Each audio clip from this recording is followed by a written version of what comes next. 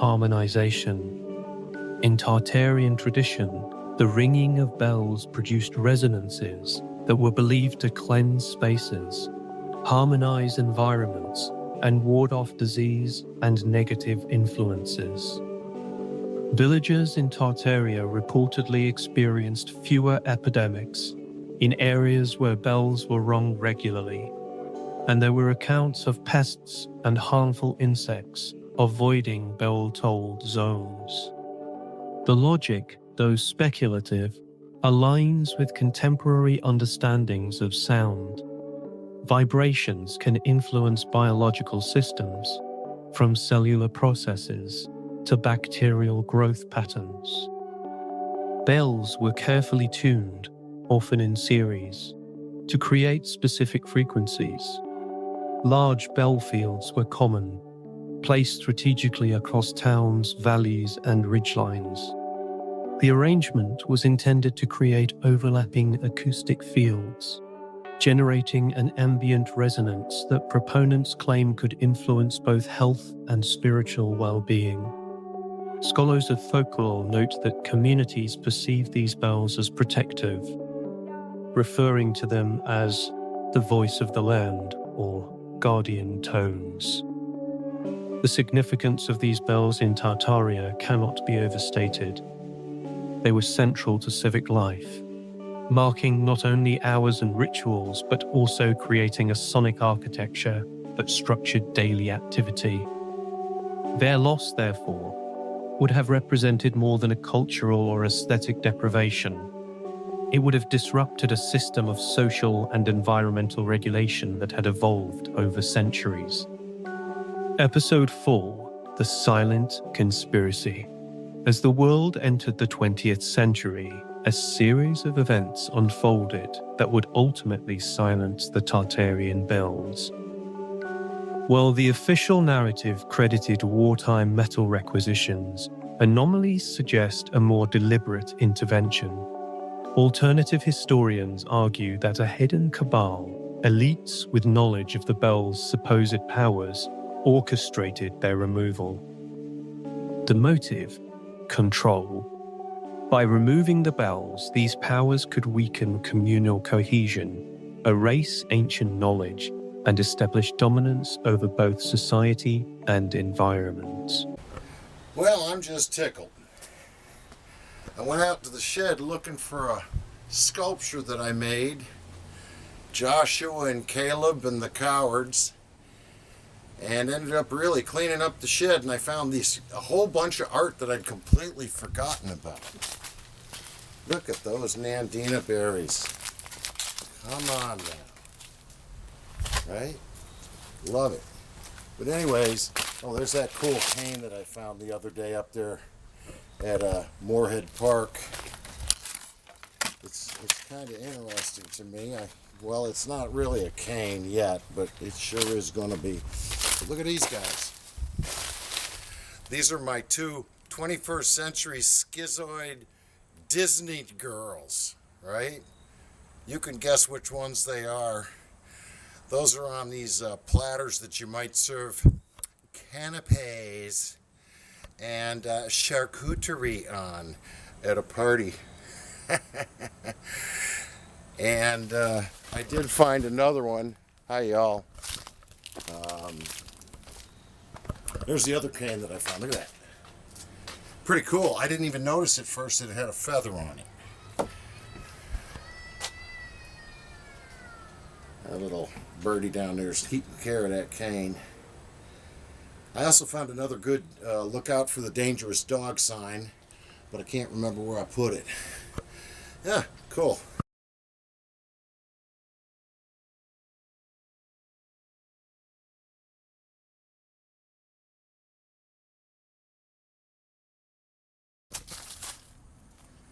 That's my loud dog guitar out here, so that people that come down the street, there's the guy I'm going to vote for in March. People come down the street, they might hear something. Well, it's Jocko. And here's one of those paintings that I found out in the shed. And I'm going to be putting that out by the road here shortly. I think I'll flank the vine arch. Look at this. In the shed I also found, amazing, 34 copies of my 1996 first CD. Unbelievable. I thought I only had 2 left. And the mice did not get this single copy of an article about the Eden Rocks initiative of 2017 that Stacey Evans kicked off and kind of led for a while here until it stopped being the new cool thing. Eden discards ideas quickly. Easily distracted. Look, a squirrel. But shout out to Stacey Evans. That was really fun to help her implement when I was teaching art. And then this one here, good God, I don't have the faintest idea what year this is. Probably around the same time. No, it ain't. It's before that. But this has to do with a fundraising initiative that, I don't know. Oh, it was part of Art Rocks. Except it had nothing to do with rocks, it had to do with rocking chairs. What a strange sort of rhyming couple of topics there thematically. Yeah, this was a pretty fun thing. A woman I know named Teresa, who's a mosaic artist, bid on and got the chair that I painted. It had a giant eyeball on the back of it. There was some kind of a auction for the finished chairs. They provided us with a completely unfinished, beautiful hardwood rocking chair to paint. And I can remember one idiot in town here did one where he glued a bunch of playing cards and pointy sequins on it, including on the seat. Oh yes, and feathers. And I thought, dude, you've just made it completely non-functional. And I also found a nice flyer where my daughter Emily, when she tried to make a saxophone out of wood for her high school senior project, that's where she did it, the RCC Center for Creative Woodworking. Plus I found some 1984-85 copies of this, I guess you could call this kind of sort of a libretto, right? A bunch of instructions for things to be said and done while they're being said. It never got performed. One copy of Front Magazine, 1984, that my friend Paul Davison used to publish. To the Front by Streetcar. And I found a bunch of mouse-eaten copies of The Great American Testimony in various states of being chewed up. But fortunately, I found at least one copy. No, there's about 3 that are in good shape. And this is the long poem that I wrote just before going overseas to Korea the first time. And you can bet that I didn't know what I was in for. And I found a bunch of old stuff from when I was a teacher, which is really nice, like when I was teaching idioms, or what's that? Let's all draw frogs. What kind of stuff is in the ocean? Okay, let's draw that. Here's how you draw the water up at the top so you know that it's deep. And then put some dirt down on the bottom and rocks and stuff. Mr. Hart, can I do a starfish? Yeah, go ahead. Simple landscapes with critters.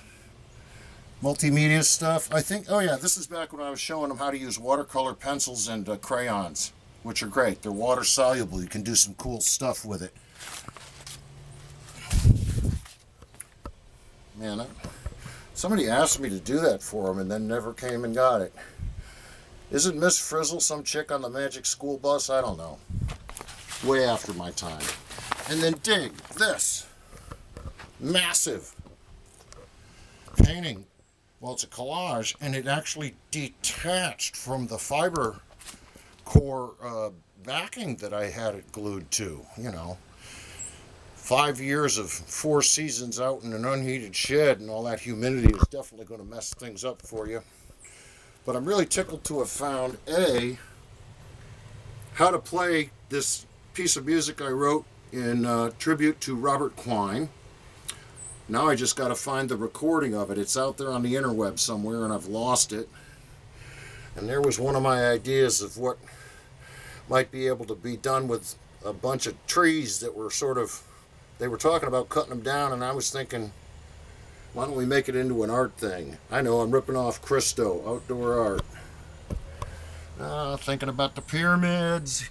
There's the score for Dearth, which was on Tick Treatment. That was one of the pieces that had a whole bunch of folks playing on it. And then down here we got the Land O'Lakes Indian lady, and if you ever had a cousin named Edwin, he might have folded her knees up behind her, like that.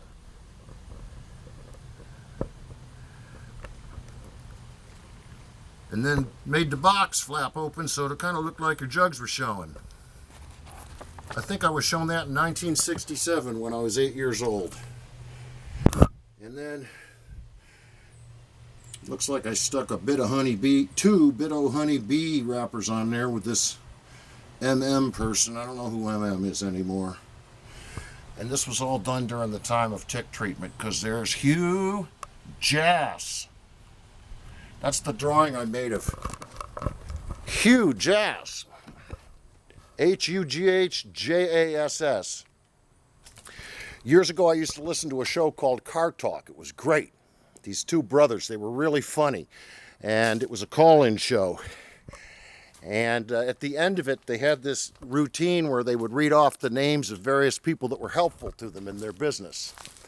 And they would accept submissions from listeners, for ideas. And I sent in, I think it was upholstery tester, Hugh Jass. And I can remember that my wife and I were sitting on the porch listening to it. I think it was on Sunday mornings. And they read it. And it just tickled me to pieces that it cracked him up. Made me feel very happy that day that I made someone laugh.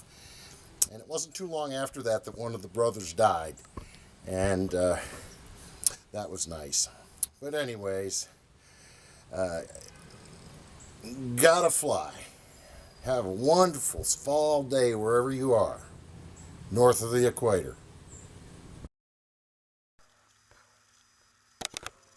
Our public opinion pollster is Paul Murphy of Murphy Research, assisted by statistician Margin of Error. Our customer care representative is Haywood Jabuzoff. Our personal makeup artist is Bud Tugley. Our physical therapist is Estelle Hertz. Our caffeine addiction counselor is Bruno Moore. Our parts inventory manager is Wayne DeBack. Our sidewalk clothing vendor is Chip Pence. Our tolerance quality control guy is Nat Sass. Our ornithologist in training is Luke A. Boyd. Our staff tailor is Hugh Jass. Our Russian chauffeur is and Garofoff. And our seat cushion tester is Mike Easter. Our chief counsel from the law firm of Dewey, Chin and Powell is Hugh Lewis Dewey. Known to the... They're going to throw us off the air. Known to the art history grad selling macrame paw holders in Harvard Square. As is Hugh Lewis Dewey. Thanks so much for listening. We're Click and Clack the Tamper, but don't drive like my brother. Our staff tailor, Hugh Jass. Why didn't we think of it before? We'll be back next week. Bye.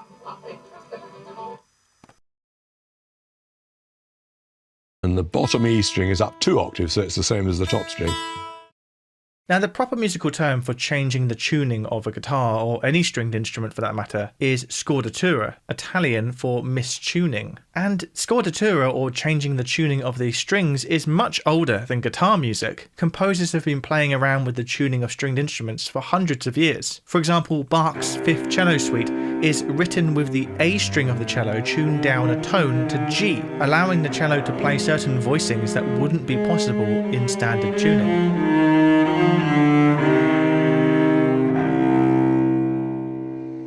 So thank you to everybody who suggested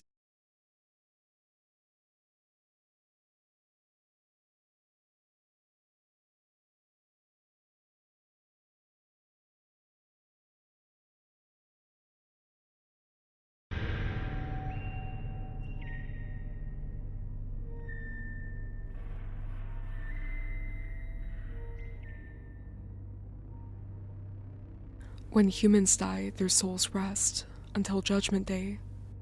However, Nephilim were abominations at birth, causing their souls to be instantly condemned, which means that when Nephilim die, they do not sleep until Judgment Day.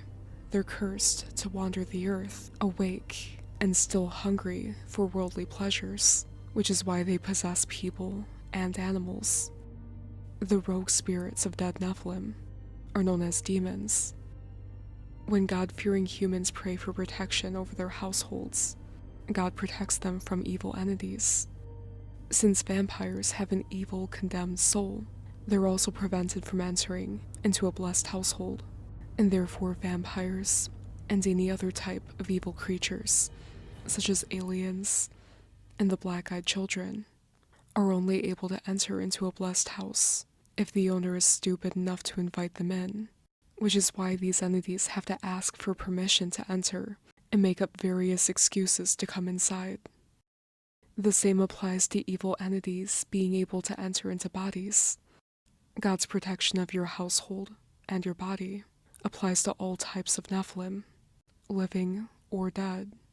And this is the same reason as to why vampires are warded off by crucifixes and the name of Jesus.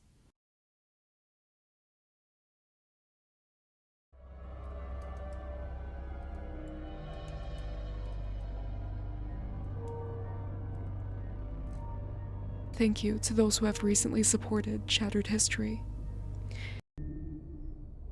Another person who received invention ideas from his so-called spiritual contacts is John Logie Baird, creator of the television. Baird frequently participated in seances, where he began exploring the idea of contacting spirits for inspiration for his inventions. The connections between Baird's invention of the television and historical methods of contacting spirits, namely scrying, really begs some questions as to whether Baird's invention was simply derived from his own engineering prowess, or if he had derived inspiration for its invention from his experiences with scrying. The practice of scrying involves gazing into reflective surfaces, such as obsidian mirrors, to receive visions or communicate with spirits.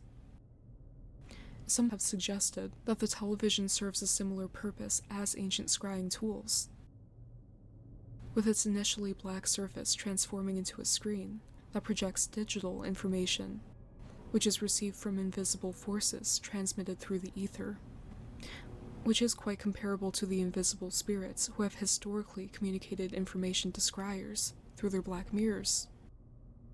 Furthermore, watching television often causes viewers to enter a sort of trance-like state, as their minds absorb the information that they're given, which is quite similar to the trances that mediums enter during scrying sessions, as they channel spirits for information. Some have even theorized that spiritual entities, if they exist as electromagnetic, non-physical beings, could be capable of traveling through electronic devices such as televisions.